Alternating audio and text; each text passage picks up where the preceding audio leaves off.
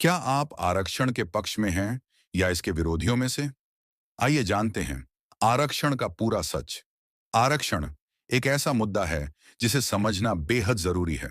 जाति व्यवस्था के बारे में तो हम सब जानते हैं कि यह गलत है, और न सिर्फ गलत बल्कि पूरी तरह से 100% गलत है। तो फिर जाति के नाम पर लोगों को आरक्षण देना सही कैसे हो सकता है? ये सही इसलिए है क्योंकि 3000 साल तक दलितों ने गुलामी का सामना किया है, और ये सिर्फ सवर्णों की सेवा करने तक सीमित नहीं था। दलितों को संपत्ति इकट्ठा करने का भी हक नहीं था, न अपनी जिंदगी के लिए और न ही अपनी आने वाली पीढ़ियों के लिए। वहीं सवर्णों और ऊंची जातियों के लिए ऐसा कोई नियम नहीं था। वे अपनी संपत्ति बनाते और अपनी पीढ़ियों को उसे सौंपते रहे। अब सवाल ये है, अगर ऊंची जातियों के लोगों को उनके पुरखों की संपत्ति का फायदा मिल सकता है, तो दलितों के पास जब अपने पुरखों से कुछ भी नहीं मिला, तो उन्हें उसकी भरपाई के लिए आरक्षण क्यों नहीं मिलना चाहिए? क्या यह न्यायपूर्ण नहीं है? हाँ, यह सच है कि आज कुछ सवर्णों को भी आर्थिक तंगी का सामना करना पड़ता है। पर क्या इससे इस सच्चाई को झुठलाया जा सकता है कि आज भी दलितों पर अत्याचार हो रहे हैं? और जहां दुनिया विज्ञान में प्रगति कर रही है, भारत में दलितों पर होने वाले अत्याचार बढ़ते ही जा रहे हैं।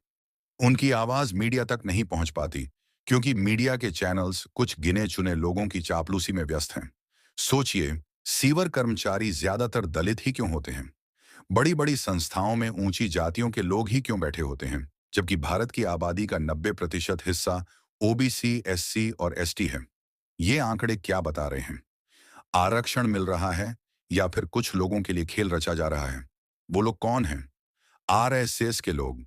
हाँ, वही आरएसएस जो ब्राह्मण व्यवस्था को फिर से स्थापित करना चाहता है। यह संगठन बड़ी बड़ी संस्थाओं में अपने लोगों को बैठाता है। और वो लोग कौन होते हैं? मिश्रा, त्रिवेदी, चतुर्वेदी जैसे लोग। क्या अब भी दलित इस खेल को नहीं समझ पाए हैं?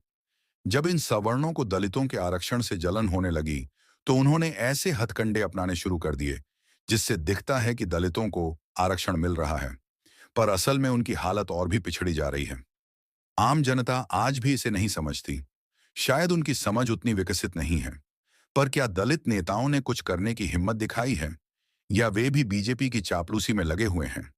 आईएएस परीक्षा में कैसे एससी एसटी उम्मीदवारों के साथ धांधली होती है, इस पर कई खुलासे हुए हैं।